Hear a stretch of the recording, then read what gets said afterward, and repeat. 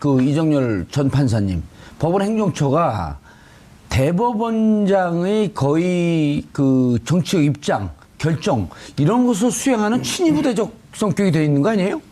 친위부대적 성격을 가지고 있을 뿐만 아니라 사법행정권 남용을 규탄하고 사법개혁을 견인하기 위해 마련된 전국 법관회의. 그 결의안이 오늘 대법원에 전달됐습니다. 과연 양승태 대법원장은 요구사항을 받아들일까요? 또 이번 법관회의가 사법개혁의 단초가 될 수 있을지요? 자, 어떻게 된 일인가요, 이게? 사실 그 언론에 처음 알려지게 된 것은 지난 3월 2일로 거슬러 올라갔는데요. 그때 이제 경향신문이 첫 보도를 했는데 이제 사건의 단초가 됐던 것은 지난 2월 20일 날 법원 행정처의 선임관으로 발령받은 이모 판사가 있었는데 이 판사가 이판희예요? 이모 판사. 이씨성을 가진 판사님이 이름이 비슷합니다. 그래요? 그 순간에 판자가 들어가지 않았나요? 그 말씀해 주세요. 그러면 실명 보도해도 되나요? 뭐 실명 굳이 할 건 없죠. 실명 보도하면 안 돼요. 굳이 할 건 없죠. 우리는 다 알고 있잖아요. 판사니까 이름 안에 판이 들어갔을 거고. 아니 판사는 직함이기도 해요. 어쨌든 이 이모 판사님께서 그 모임의 그 간사를 맡고 있는 국제인권법연구회라는 그 법원에 전체 판사 2,900명 가운데 480여 명이 회원으로 가입되어 있는 이 모임이 그 이제 사법부 독립 그리고 이제 법관의 인사제도 개편에 대한 여론조사를 한 거예요. 판사님들 대상으로 해서 어떻게 바뀌는 게 사법부의 독립과 법관의 인사제도를 어떻게 바꾸는 게 좋겠냐라고 설문조사를 해서 그거를 밝히는 것을 3월 25일 날 하기로 했어요. 그게 연대 로스쿨하고 공동으로 조사한 여론조사인가요? 그렇죠. 그래서 그거를 밝히는 자리를 하려고 했는데 고위법관이 이모 판사님께 일종의 외압을 행사하는 거죠. 이 행사를 축소해라.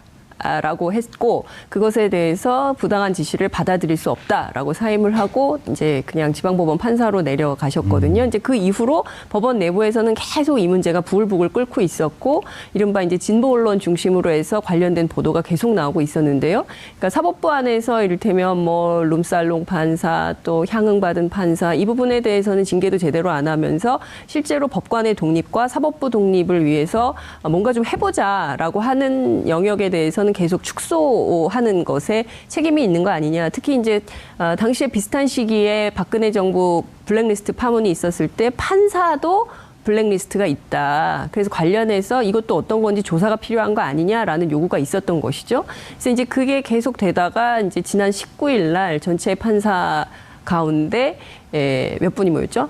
100여 분? 100명이요. 딱 100명이 딱 모여가지고 이 문제를 이제 쟁점화한 것이죠. 그러면서 이걸 가지고 일각에서는 판사노조를 만들려고 하는 거 아니냐라고 이제 정치 쟁점 뭐 삼으려고 하고 있고 이 판사들의 어떤 정당하고 반드시 해야 되는 법관의 독립 문제와 관련해서 법원 행정처가 계속 내부적으로 판을 흔들려고 하는 거 아니냐라는 것까지 지금 진도가 나와 있는 상황이고요.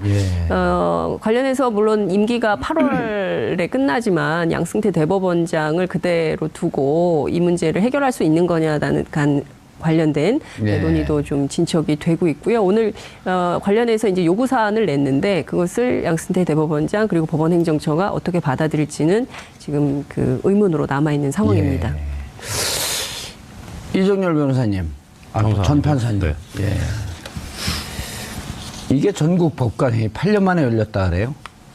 전국 법관회의라고 하는 게 그 어떻게 열리게 되었고 내용은 이제 있었는데 이렇게 구성이 100명이나 되는 구성원이 어떠한 자격으로 참여했으면 어떤 의미가 있는 건지 그리고 이 법원이라고 하는 게 우리가 검찰은 하도 분탕질을 많이 했고 국민들에게 많이 노출이 되어 있거든요. 근데 법원은 잘 몰라요. 도대체 그 장막 뒤에서 무슨 일이 일어나고 있는지 그리고 실질적으로 국민들이 잘 모르고 양심적이고 독립적인 판결을 하면 되는 거거든요. 근데 느닷없이 이렇게 그 소용돌이치는 배경은 이제 좀 들었는데 2009년도에 있었던 전국 판사회의 때 그때 법원행정처가 주도를 했을 뿐만 아니라 개입을 해서 이번만 조용히 넘어가 달라. 그래서 당시에 회의에 참여했던 그 판사들이 자기의 주장을 사전에 미리 좀 유인물로 돌리고 했었는데 그것을 또 다 걷어가고 방해 공작을 많이 했었거든요. 법원행정처가. 그래서 그때 참여했었던 판사들이 반성적인 고려에서 이번에는 절대 법원행정처에 당하지 않겠다라는 생각으로 많이 준비를 했었죠.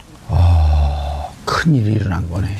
그러니까 이처럼 그 자발적으로 그 대표자들을 뽑아서 전국적 회의를 한 것은 지금 법원행정처 중심으로 해서 실질적으로 사법행정권이라는 명분 하에 실질적 법관의 독립을 침해하는 요소가 곳곳에 보였다는 거죠. 그러면 어찌 보면 이게 해방 이후 최초네요. 그렇죠. 그럼 해방 이후 최초면 당군 이래 최초인데. 그런 셈이죠. 3월 25일 날 이제 국제인권법 연구회가 판사들 설문조사에서 발표했잖아요. 예. 거기 보면 약 90%의 판사들이 예. 사법행정권자, 뭐 대법원장, 뭐 법원행정처장을 사법행정권자라 그러는데 사법행정권자로 또 불이익을 받을까봐 그 염려돼서 재판을 제대로 못했다는 그런 여론조사가 결과가 나왔고요. 특히 45%에서 90%가 그렇게 찬성을 한 거예요. 그 실질적으로 영향을 받는다. 영향을 받는다. 독립이 안 된다는 거죠. 재판할 그리고 때. 하나 보충해드리자면 약간만요. 방금 이재화 변호사님 말씀하신 것 관련해서 판사들 얘기는 법원행정처의 정책에 반대하는 판결을 하는 경우에 인사상 불이익을 받을 우려가 있지 않느냐. 거기에 동의한 판사가 88%. 그다음에 특정 정치 세력, 그러니까 뭐 그 당시에 야권이겠죠. 그쪽에 나 내지는 뭐 당시 정권을 잡고 있던 뭐 박근혜 정권에 반대되는 그런 내용의 판결을 하게 되는 경우에 인사상 불이익을 받을 수도 있다라고 우려했던 판사들이 45% 이렇게 수치가 나와 있습니다. 이해가 되네요. 그러니까 원래 법원행정처가 만들어진 것은 49년도에 법원조직법이 생기면서 만들어졌는데 외압을 방지하고 사법부의 독립을 위해서 만들어진 것인데 오히려 그 통로가 사법부 독립을 침해하는 재판 판사들을 예. 통제하고 옥죄고 뭐 그런 역할을 하고 있다는 그 이런 기본적인 인식과 공감대가 형성돼서 예. 여러분 판사회의가 개최된 걸로 보입니다. 예. 법원 행정처라고 하는 용어가 우리 시청자들한테 낯설거든요. 예를 들어 고등학교 학교로 따지면 고등학교는 이제 법원이라고 통칭하면 행정처라고 하는 건 서무과쯤 되는 거 아니에요?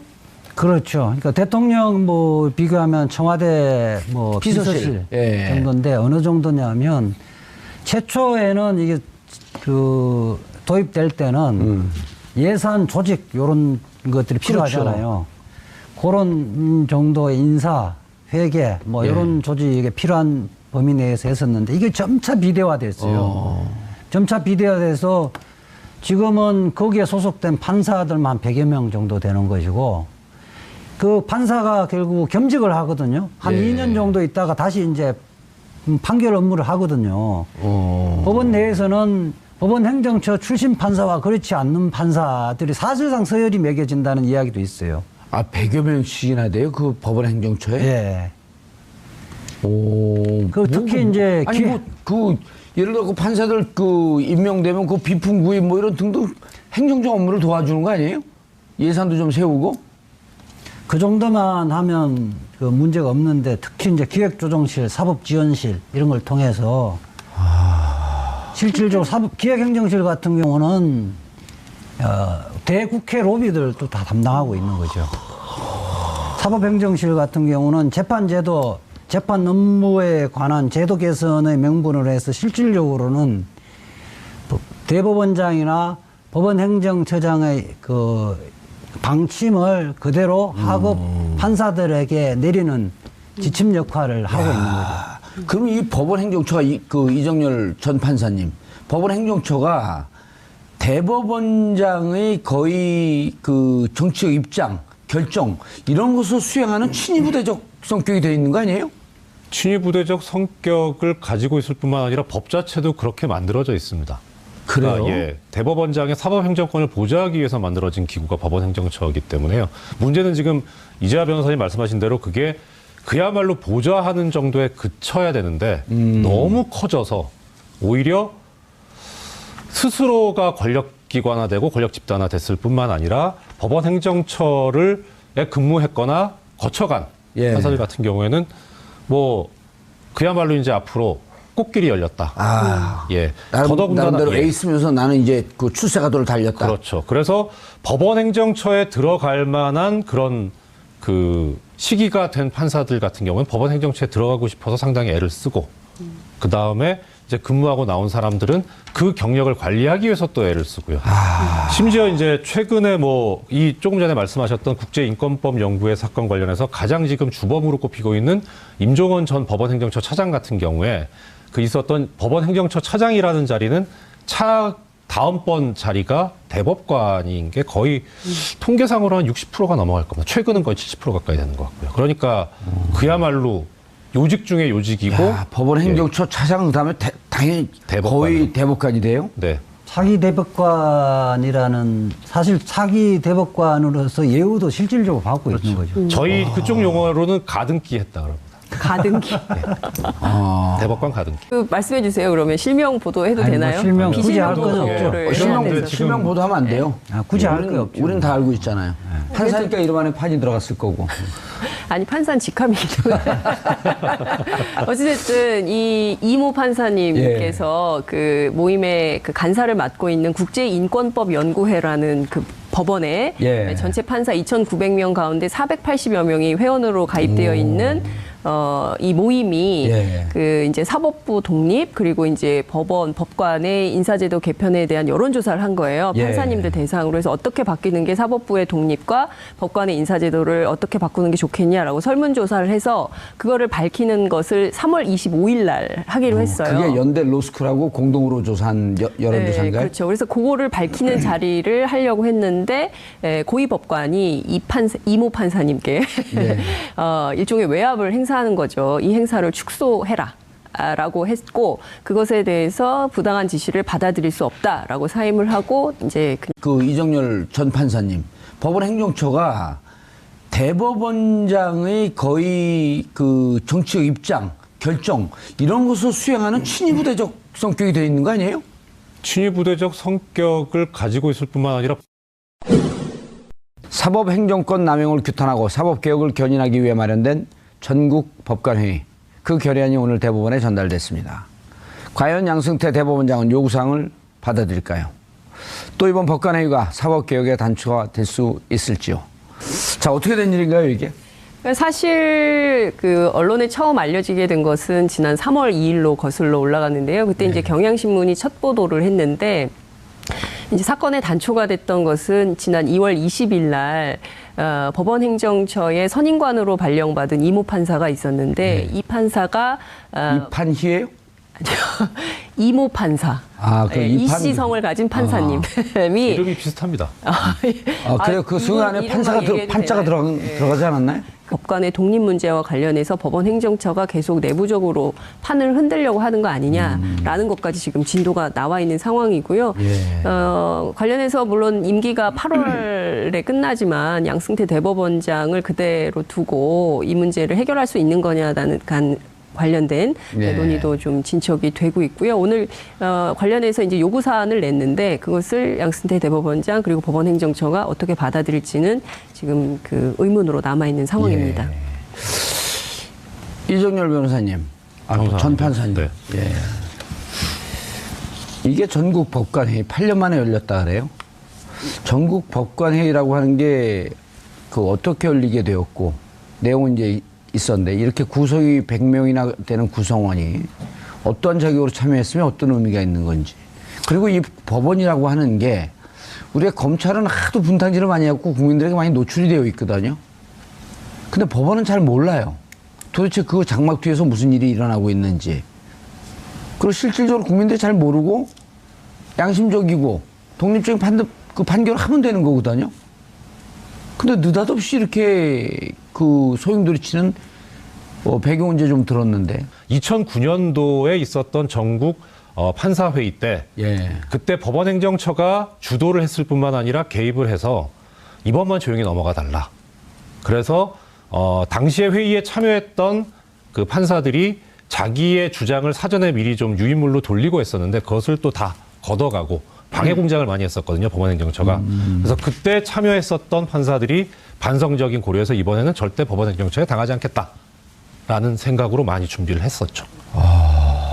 큰일이 일어난 거네. 그러니까 이처럼 그 자발적으로 그 대표자들을 뽑아서 전국적 회의를 한 것은 지금 법원행정처 중심으로 해서 실질적으로 사법행정권이라는 명분 하에 실질로 법관의 독립을 그냥 지방법원 판사로 내려가셨거든요. 이제 그 이후로 법원 내부에서는 계속 이 문제가 부글부글 끓고 있었고, 이른바 이제 진보 언론 중심으로 해서 관련된 보도가 계속 나오고 있었는데요. 그러니까 사법부 안에서 이를테면 뭐 룸살롱 판사, 또 향응받은 판사, 이 부분에 대해서는 징계도 제대로 안 하면서 실제로 법관의 독립과 사법부 독립을 위해서 뭔가 좀 해보자라고 하는 영역에 대해서는 계속 축소하는 것에 책임이 있는 거 아니냐. 특히 이제 당시에 비슷한 시기에 박근혜 정부 블랙리스트 파문이 있었을 때 판사도 블랙리스트가 있다. 그래서 관련해서 이것도 어떤 건지 조사가 필요한 거 아니냐라는 요구가 있었던 것이죠. 그래서 이제 그게 계속 되다가 이제 지난 19일 날 전체 판사 가운데 몇 분이 모였죠? 100여 분? 100명이요. 딱 100명이 딱 100명. 모여가지고 이 문제를 이제 쟁점화한 것이죠. 그러면서 이걸 가지고 일각에서는 판사 노조를 만들려고 하는 거 아니냐라고 이제 정치 쟁점으로 삼으려고 하고 있고, 이 판사들의 어떤 정당하고 반드시 해야 되는